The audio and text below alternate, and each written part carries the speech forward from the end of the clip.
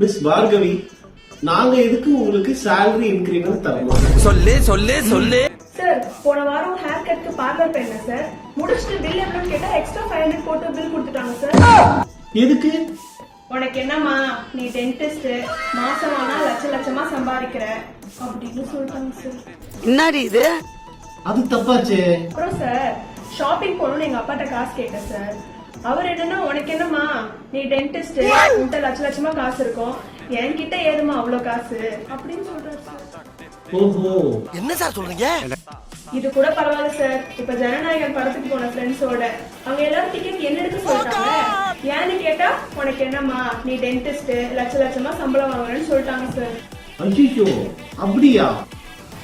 இப்ப சொல்லுங்க சார், எனக்கு இன்கிரிமெண்ட் வேணுமா வேணாமா? நான் சுத்தி வளைச்சு பேச விரும்பல.